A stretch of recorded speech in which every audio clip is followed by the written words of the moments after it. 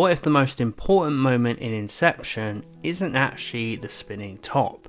For years, audiences have debated the ending of Christopher Nolan's crazy mind-bending film. Does the spinning top fall? Is Cobb still dreaming? Or has he finally returned to reality?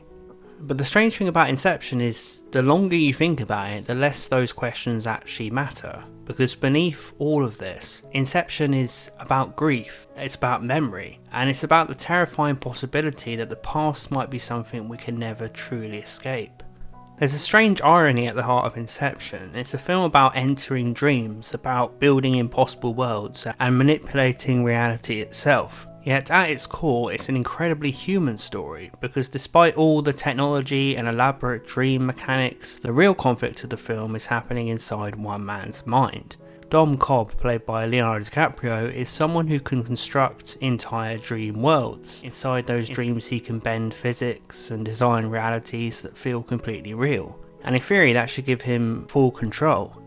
But the one thing that he cannot control is his own memories. No matter how carefully he builds these dream worlds, something always finds a way to break through. Fragments of guilt and grief, and most painfully of all, the memory of his wife, Mal, played by Marion Cotillard. One of the most fascinating ideas in Inception is the way Cobb's subconscious keeps sabotaging the missions. Every time the team enters a dream, Mal appears. She interrupts plans, she turns violent, she threatens everyone. But this version of Mal isn't the real Mal.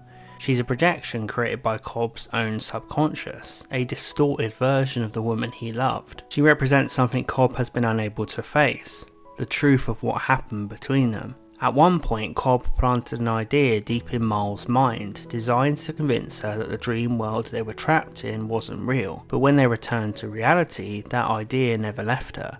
Mal became convinced that the real world itself was still a dream, and that belief ultimately led to her death. Cobb knows he didn't intend for that to happen, but he still feels responsibility. This is what makes Cobb such a fascinating character.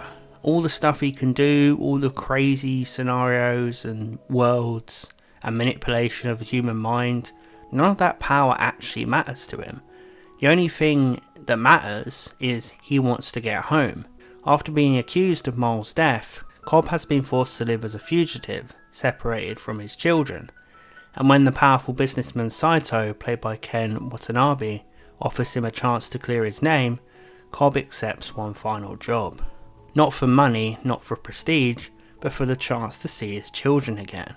Everything else in the film, the dream layers, the elaborate heist, the mind-bending spectacle, is really just a path toward that single goal. For Cobb, the mission is about finally putting the past to rest. Mal's presence in the film is clearly Christopher Nolan's metaphor for trauma, because trauma doesn't disappear simply because you try and bury it. Unresolved pain always has a way of resurfacing. Dreamworld in Inception might seem limitless, but Cobb's mind reminds us that the human mind just carries scars continually, and until he confronts what happened with Mal, the scars will continue to haunt him.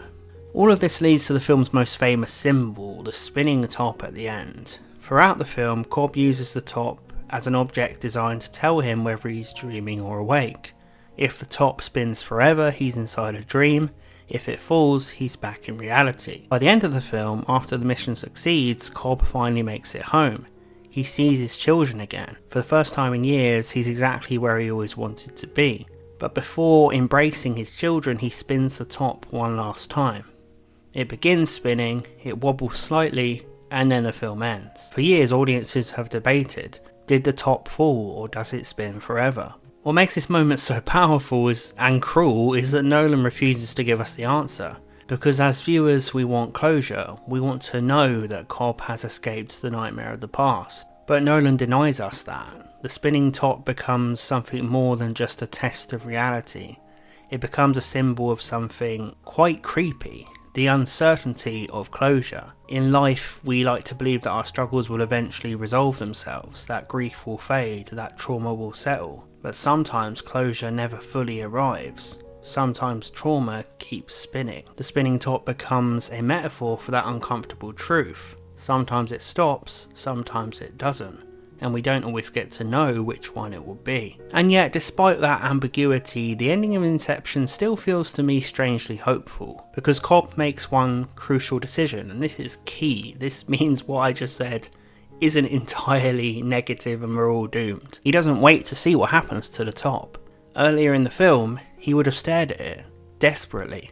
But now he doesn't even look back. Instead, he walks towards his children. And that choice might be the real resolution of the story. Because for the first time, Cobb stops obsessing over whether reality is perfect. He stops letting the past control him. He chooses to live in the moment. And maybe that's the real reason the end of Inception continues to resonate. Not because of the puzzle, but because of what it says about being human. We want the spinning top to fall. We want Cobb to have the closure he's been chasing. And maybe that hope, the belief that the spinning will eventually stop, is what keeps the film alive in our minds long after it ends. In the end, Inception isn't really about dreams. It's about learning how to live with the past without letting it define your future. And sometimes the most important step forward is simply deciding to stop watching the top spin. Let me know what you think of Inception and this incredibly interesting ending. Please subscribe to the channel if you love Ending Explained and thoughtful film essays, and I'll see you guys next time.